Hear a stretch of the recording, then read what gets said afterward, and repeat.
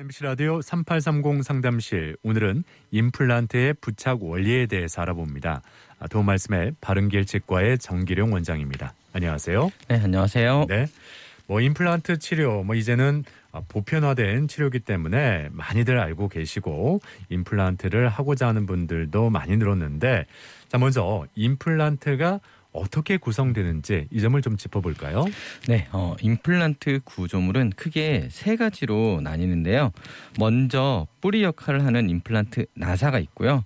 음식을 씹을 수 있도록 도와주는 치아, 머리 역할을 하는 보철이 있습니다. 그리고 임플란트 나사와 보철을 연결해주는 기둥이 있죠. 네. 물론 이 기둥이 임플란트 나사와 한 몸으로 이루어진 임플란트 시스템도 있기 때문에 네. 일반적으로 임플란트 구조물 하면 임플란트 나사와 보철 이렇게 이루어져 있다고 생각하면 되겠습니다. 네. 임플란트 치료를 받고 이거 식사를 할 때 또 그 힘을 잘 견뎌야 되잖아요. 그래서 임플란트 나사가 이렇게 뼈와 단단히 결합되어 있어야 된다, 이렇게 다들 생각하시는데 이 점은 네. 어떻게 봐야 될까요? 네, 물론이죠. 임플란트 나사와 뼈는 한 몸이 되어야 합니다. 이런 걸 치과에서는 유착이라는 단어로 표현을 하는데요. 네. 이렇게 생각하실 수도 있을 것 같아요. 보통 임플란트 나사가 나사못 모양이거든요. 네. 나사못을 벽에 돌려서 박듯이 임플란트 나사도 뼈에 힘을 주면서 돌리면서 식립을 합니다. 네. 그런데 시간이 지나면 지날수록 벽에 박은 나사못은 흔들릴 수 있죠. 네. 왜냐하면 나사못이랑 벽이 물리적으로, 화학적으로 완전히 붙은 게 아니니까 그렇습니다. 네. 그러니까 아무리 꽉 조여서 고정을 한다 하더라도 이게 네. 좀 흔들릴 수 있다는 말씀이네요. 네네. 그렇죠. 예. 이게 나사못이 벽에 꽉 조여서 고정이 되어 있잖아요. 네네. 임플란트 수술할 때도 마찬가지입니다. 임플란트 나사 역시 치조골에 꽉 조여서 고정을 시키는데요. 예. 그런데 이게 나사못과 임플란트 나사 사이에는 서로 다른 점이 있는데요. 바로 화학적으로 결합이 되느냐 되지 않느냐입니다. 나사못은 벽에 조여서 고정을 시켰다 하더라도 시간이 지나면서 흔들릴 수 있잖아요. 네네네. 심하면 빠지기도 하고요. 그렇죠. 예. 그런데 임플란트 나사는 그렇지 않습니다. 나사못과 다르게 시간이 지날수록 고정력이 증가합니다. 아, 그래요? 그러니까 네.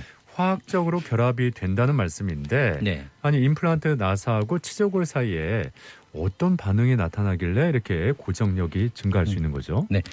벽에는 생명력이 당연히 없겠죠. 그런데 예. 치조골은 내 몸속 뼈이고 예. 생명력이 있는 건 너무 당연하겠잖아요. 네. 치조골 속에는 임플란트 나사가 들어가면 생명력이 있는 치조골에서는 두 가지 반응이 순차적으로 일어납니다. 네. 먼저 나타나는 반응은 임플란트 나사 주변의 뼈가 녹기 시작하는 것입니다. 열심히 임플란트 나사를 치조골 속에 조여서 고정을 시켜놨는데 임플란트 나사 주변 치조골이 녹아버리는 것이죠. 치조골이 녹으면 이게 문제가 생기는 거 아니에요? 그렇죠. 문제가 생기죠. 예. 그래서 임플란트 나사를 치조골 내에 식립을 하고요. 2주에서 4주 정도 지난 시점에 이제 어떤 이유에서든지 간에 다시 잇몸을 열어서 임플란트 나사를 풀어보잖아요. 그러면 약간의 저항이 있긴 한데 나사가 쉽게 제거가 됩니다. 나사를 정말 꽉 조여서 고정을 했더라도요.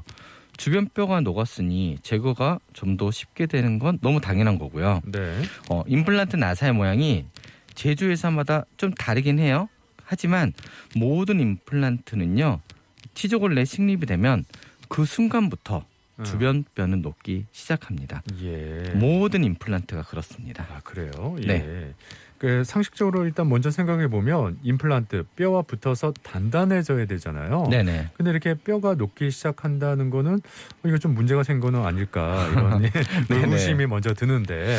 네, 그렇죠. 그 임플란트 나사와 뼈가 단단히 붙는, 즉 유착이 잘 되기 위해서라도요. 좀 전에 말씀드린 임플란트 나사 주위 뼈가 녹는 과정이 꼭 필요합니다. 그러니까 뼈가 일단 좀 녹아야지 이게 다 단단하게 유착이 된다는 말씀이네요. 네, 그렇죠. 쉽게 생각해서 이제 두 조각의 플라스틱 있다고 해볼게요. 네. 이 두 조각을 서로 붙이려고 할 때 생각해 볼 수 있는 게 일단 강력한 접착제가 있고요. 그렇죠. 또 다른 방법으로는요. 플라스틱에 열을 가해서 흐물흐물하게 한 다음에 두 조각의 플라스틱을 맞붙게 하는 것입니다. 네. 그리고 나서 열이 식으면 두 조각의 플라스틱은 붙게 되겠죠. 네. 이게 임플란트가 치조골과 단단히 붙는 유착이 되는 원리와 좀 비슷합니다. 그렇군요. 네. 예. 나사가 뼈에 들어가면은 나사 주위에 뼈가 녹은 뒤에 이게 다시 굳는 거예요. 그렇죠? 예. 네, 그렇죠. 뼈가 녹고 생성이 되는데 관여하는 세포를 보통 파골세포와 조골세포라고 부르는데요. 네. 임플란트 나사가 치조골 내에 식립되면 먼저 파골세포가 활성화됩니다. 즉 뼈를 녹이는 것이죠. 예. 그런 뒤에 3에서 4주 정도 지나잖아요. 예. 그러면 그때부터는 조골세포의 활성이 활발해집니다. 뼈가 생성이 되기 시작하는 겁니다. 네. 이론적으로 임플란트 나사는 임플란트 수술을 한 뒤에 최소 6주 정도는 지나야 뼈와 한 몸이 됩니다. 네, 다시 정리해 보면 예. 임플란트 수술을 하고 4주까지는 임플란트 나사 주변 뼈가 녹고요. 네. 이후부터 임플란트 나사 주변에 뼈가 새로 생성이 됩니다. 그렇군요. 예. 네. 그러니까 임플란트 나사 주변 뼈가 녹는 시기, 특히 임플란트 수술을 하고 나서 3, 4주. 그러니까 약 한 달 정도는 굉장히 조심을 해야겠어요. 네네, 그렇죠. 이게 임플란트 수술을 하고 나서요, 성공 여부는요, 대개 한 달 내에 결정이 됩니다. 만약 임플란트 수술을 하고 나서요, 네. 일주일 뒤에 임플란트 수술한 곳 주변에 힘을 가했다고 가정해 볼게요. 네. 예를 들어서 아래 치아가 하나도 없어서 전체 임플란트를 여러 개 시술을 하고요. 식사를 하기 위해서는 어쩔 수 없이 틀니라도 사용을 하셔야 되잖아요. 네네. 그러면 이 틀니는 잇몸을 누르게 됩니다. 그런데 어떤 한 곳에 집중이 된다면 결국 그 힘이 잇몸 속 뼈 속에 있는 임플란트 나사 주변에 전달이 돼 버립니다.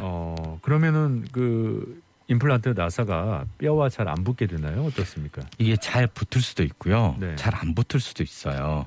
이게 임플란트 나사에 얼마만큼의 힘이 가해졌는지에 따라 조금씩 차이가 나거든요. 네. 그래서 임플란트 수술을 하면 정말 그곳에는 절대 힘이 가해지지 않는 게 필수입니다. 예. 최소한 3에서 4주는 힘이 가해지지 않아야 하는데 예. 이게 입 안이라서 먹는 것과 관계가 있잖아요. 그러니까 쉽지가 않죠. 이게 생각해 보세요. 이게 팔이나 다리가 부러져서 정형외과에 가면 뼈를 고정시킨 뒤에 깁스를 하잖아요. 네네.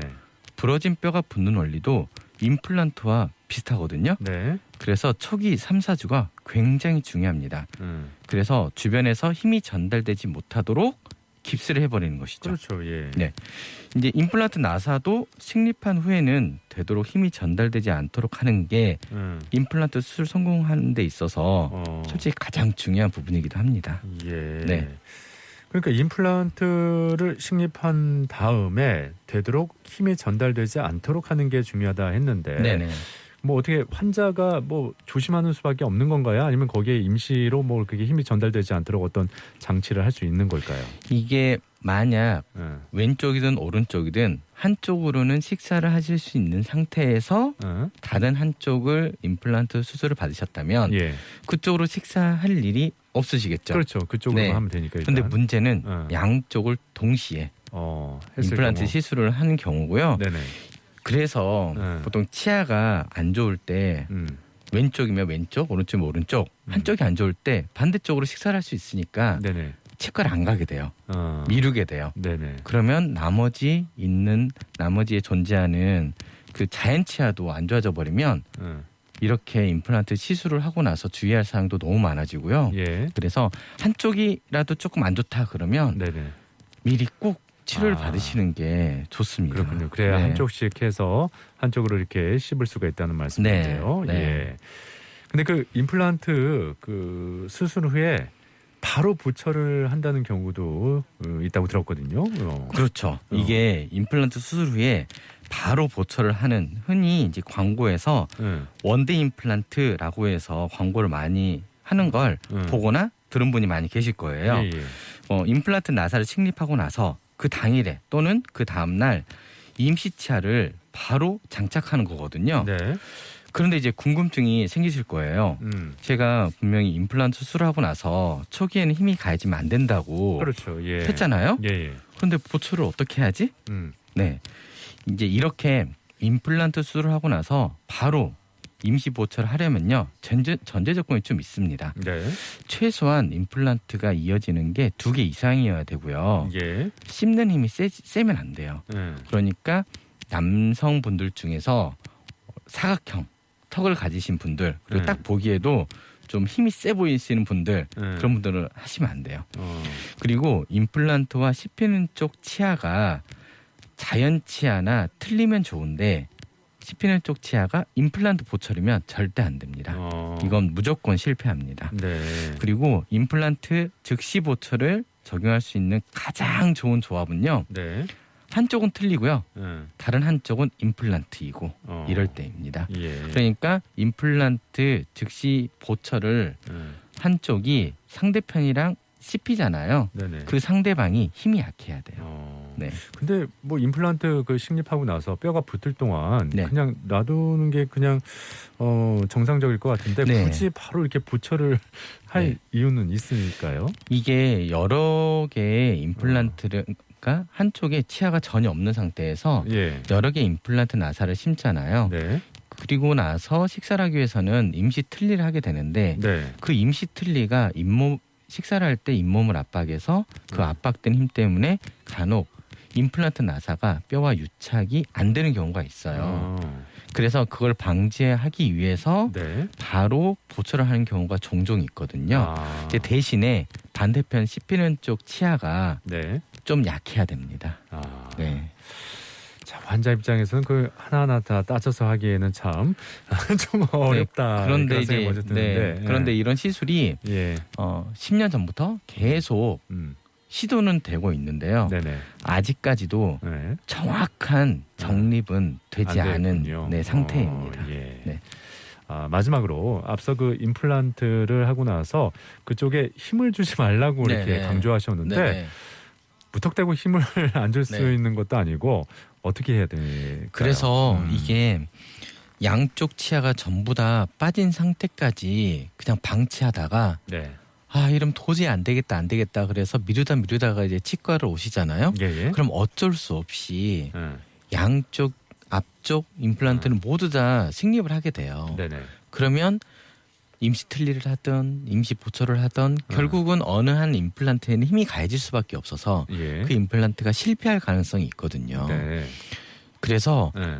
치아가 지금 왼쪽 치아가 안 좋은데 네. 없는데 오른쪽으로 식사를 하신다고 그래서 무턱대고 계속 식사를 하고 계시면 안 돼요. 치과를 가셔서 네네. 빨리 이제 치아가 없는 부위 예. 왼쪽이라면 왼쪽을 빨리 시술을 받으시는 게 이게 꼭 필요합니다. 그래야 나중에 이제 동시에 하게 되는 경우를 좀 막을 수 있다는 네, 말씀이군요. 그렇죠. 예. 네. 자, 3830 상담실 오늘 이렇게 임플란트의 부착 원리에 대해서도 알아봤습니다. 지금까지 도움 말씀에 치과의 정기룡 원장이었습니다. 수고하셨습니다. 네, 수고하셨습니다.